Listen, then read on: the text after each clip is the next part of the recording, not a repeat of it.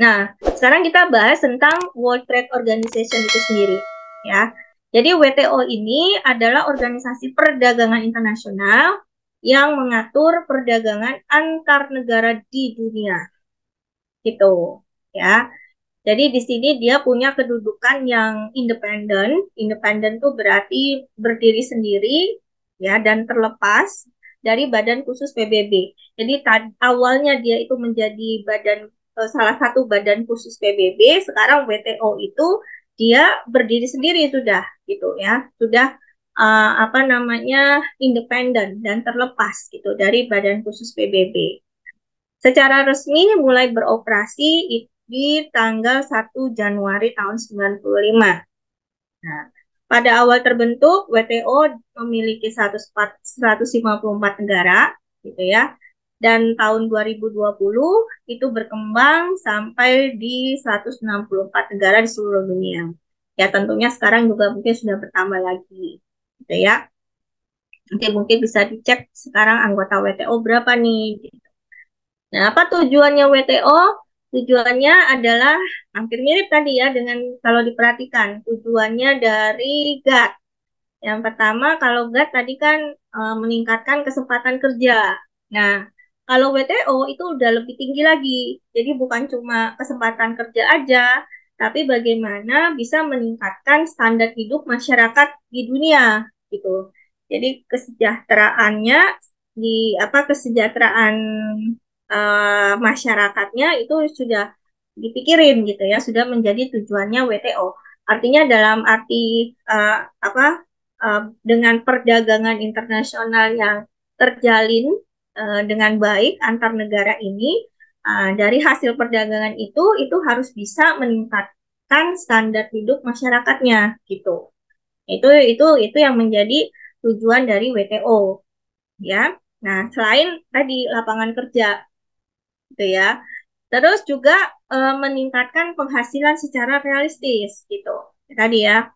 Jadi ini saling apa berkaitan semua nih. Jadi standar hidup masyarakatnya, lapangan kerjanya juga dijamin gitu ya. Nah, udah pasti akan penghasilannya juga akan meningkat secara realistis gitu ya.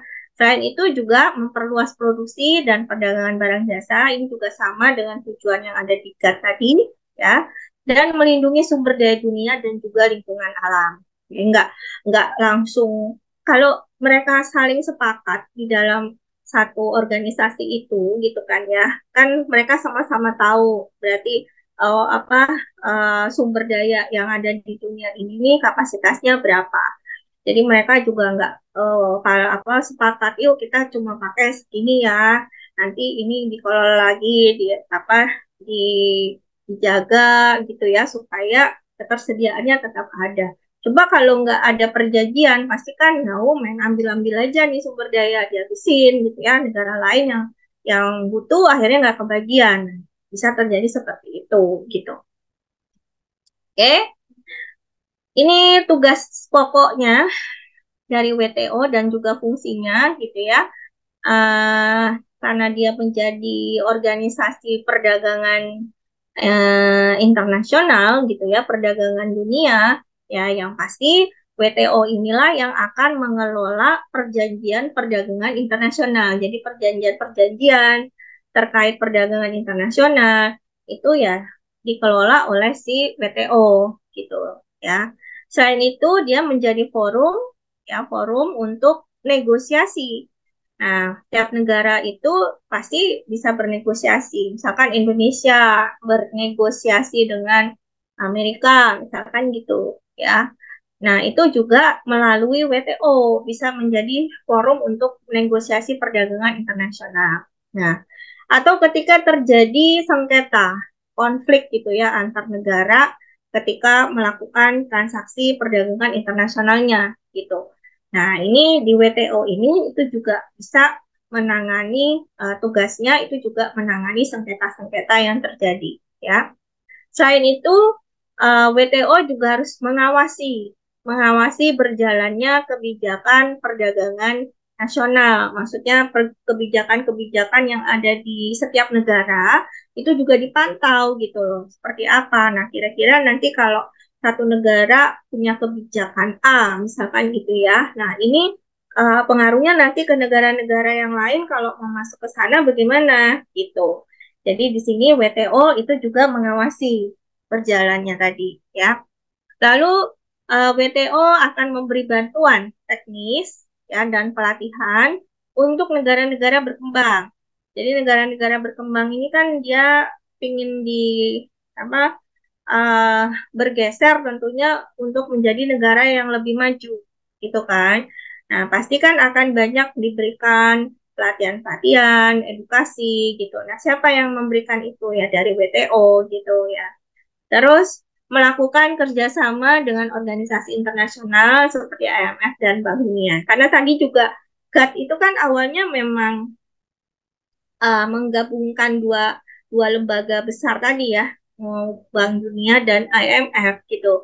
Nah, jadi di WTO ini pun ini juga terus gitu ya kerjasama dengan dua lembaga ini tadi tetap berjalan gitu. Gak akan bisa lepas sih sebenarnya gitu. Nah, sekarang kalau dilihat dari struktur organisasinya, nah, perhatikan di sini ya, yang digambar ini ya. Nah, ini struktur organisasi kan dibuat seperti ini. Untuk WTO. Jadi WTO tuh kan di organisasi kan pasti ada struktur. Yang tertingginya di sini adalah Ministerial Conference. Ya, Ministerial Conference. Ya, baru di bawahnya ada General Council. Nah, di bawahnya General Council itu ada tiga divisi di sini ya. Ada Council for Trade in Goods, ada Council for Trade in Services, dan ada Council for TRIPS. Ya, nah ini penjelasannya. Jadi Ministerial Conference ini adalah yang pengambil keputusan tertinggi. Jadi dia kayak presidennya lah gitu ya, presidennya di dalam WTO. Nah, di bawahnya lalu ada General Council. General Council ini adalah badan. Jadi di situ kalau kita bicara di sini apa di struktur organisasi WTO ini ya, uh, apa pemimpinnya tuh negara-negara gitu. Ya, jadi General Council itu badan yang terdiri atas delegasi dari negara anggota. Jadi mereka terdiri dari perwakilan negara anggotanya gitu. Ya. Nah, di mana di General Council itu membawahi lagi masing-masing. Ada yang berkaitan dengan barang, jadi ada Dewan Perdagangan Barang, kita sebut dengan Council for Trade in Goods, ya, yaitu satu badan yang khusus mengawasi pelaksanaan perdagangan barang internasional. Jadi khusus barang ya, barang apa aja gitu, sepatu, elektronik, fashion, misalkan gitu ya. Nah, kalau yang jasa itu ada sendiri badan khususnya. Jadi ada apa divisi khusus. Nah, disebut dengan Dewan Perdagangan Jasa, Council for Trade in Services, ya. Jadi khusus apa si dewan ini atau si badan ini yang mengawasi pelaksanaan perdagangan internasional di bidang jasa, gitu, ya. Nah, yang ketiga itu ada Council for TRIPS. Nah, nah, ini dipecah dua nih. Jadi di dalam Council for TRIPS ini itu ada dua. Ya, ada dua bidang lagi yang diurus di situ gitu ya. Nah, TRIPS itu apa? Kepanjangannya yaitu Trade Related Aspect on Intellectual Property Rights gitu. Jadi ini perdagangan yang berhubungan dengan aspek-aspek intelektual, hak-hak intelektual, ya, hak-hak kekayaan intelektual gitu. Apa di situ ya? Seringkali terjadi sengketa. Misalkan pernah ada masalah antara Samsung itu produknya Samsung tuh mana? Korea apa Jepang? Mana? Jepang. Korea, Bu. Korea, Korea. Korea, Bu. Korea ya. Iya, Korea. Nah, itu ada masalah ya. Kalau ada yang tahu nggak? Ada sengketa antara Samsung kalau nggak salah dengan apa ya? Nokia kalau nggak salah ya. Gitu. Apple, Bu. Apple, iPhone Bu. dong. Apple ya. iPhone. Ya, kalau iPhone. Hah? iPhone. Iya. Nah, itu itu kan terkait seingat saya itu sengketa itu terkait dengan hak intelektual tadi. Ya, hak intelektual itu kan berkaitan dengan merek, lisensi, ya, atau formula, atau resep, misalkan kayak gitu. Itu yang sesuatu yang memang itu penciptaan yang apa hak yang memang itu dimiliki oleh satu satu orang atau satu perusahaan, misalkan seperti itu gitu, ya. Jadi karena itu, karena ada kemungkinan-kemungkinan itu bisa saja terjadi gitu ya, sengketa-sengketa itu, maka tentu harus ada badan yang mengawasi itu gitu. Badan yang bertugas untuk menyelesaikan sengketa gitu ya. Jadi menengahi sengketa perdagangan antar negara gitu. Misalkan kayak ada masalah nih sekarang kan yang lagi hangat-hangatnya Gaza ya, Gaza apa? Palestina gitu ya. Nah, itu kan ada produk-produk yang mulai ditarik-tarikin tuh ya, yang berbau-bau Zionis gitu.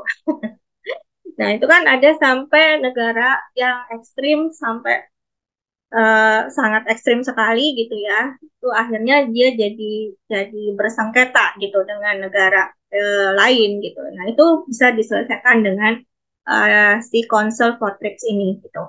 Selain terkait sengketa, itu juga ada satu badan lagi yang tugasnya melaksanakan mekanisme peninjauan kebijakan perdagangan internasional. Jadi yang memang khusus meninjau gitu ya, mereview kebijakan-kebijakan yang dilakukan, apa, kebijakan-kebijakan yang dikeluarkan ya, yang dikeluarkan oleh negara-negara terkait perdagangan internasionalnya gitu ya. Jadi di situ ada badan peninjau kebijakan perdagangan gitu.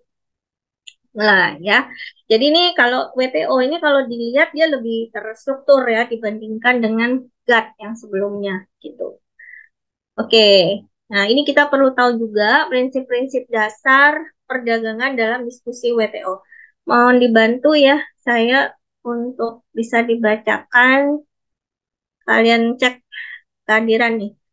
Panji Ashari, bisa dengar saya? Ya, hadir Bu. Ya, silakan. Ya, jadi prinsip-prinsip dasar perdagangan dalam diskusi WTO yang pertama, sistem perdagangan harus bebas dari diskriminasi dalam Mm-mm. arti bahwa satu negara tidak bisa hak istimewa mitra dagang tertentu atas orang lain dalam sistem, juga tidak dapat membedakan terhadap produk dan jasa asing. Ya. Ya. Yang Jadi kedua, paham ya, sebentar. oh ya, Jadi satu-satu dulu ya. Paham ya maksudnya ya. Jadi di sini ini kan berkaitan dengan apa tadi? Masalah diskriminasi ini. Kita bahas di mana tadi?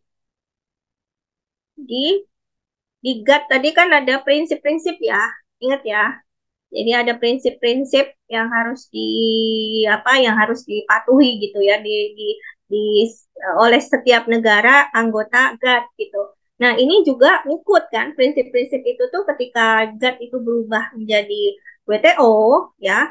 Salah satu tadi prinsip pertama itu kan tidak ada diskriminasi. Nah, ini juga tetap harus dilakukan sama gitu ya.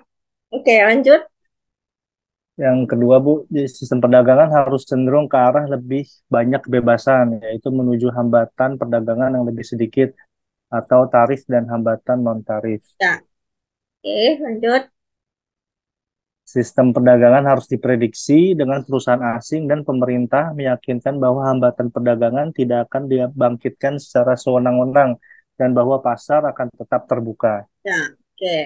Terus, Lanjut, sistem perdagangan harus cenderung ke arah kompetisi yang lebih besar.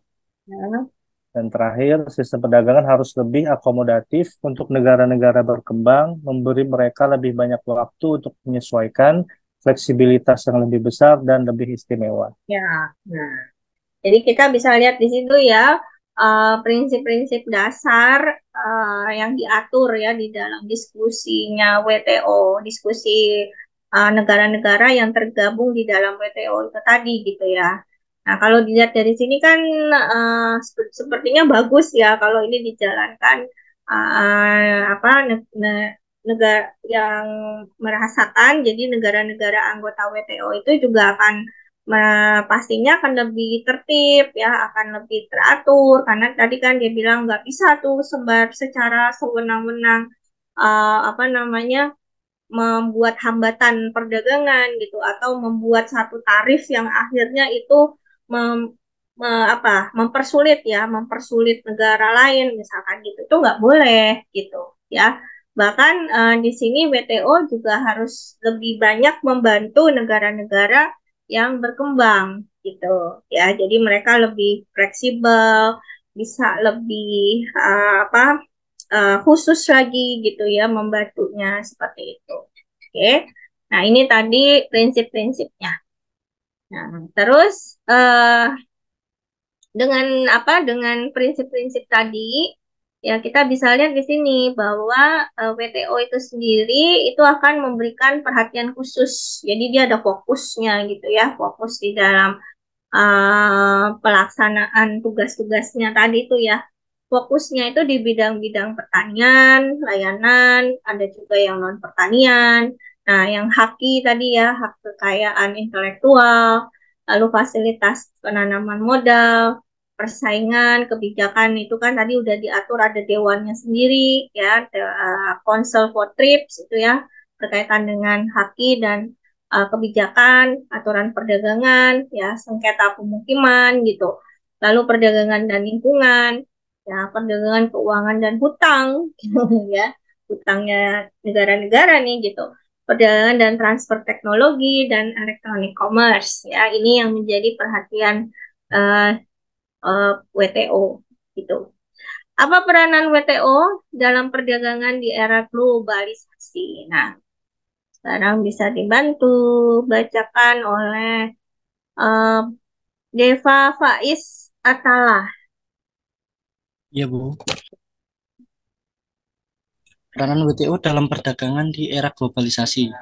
Yang pertama adalah mendukung pelaksanaan, pengaturan, dan penyelenggaraan persetujuan yang telah dicapai untuk mewujudkan sasaran perjanjian tersebut. Oke, lanjut.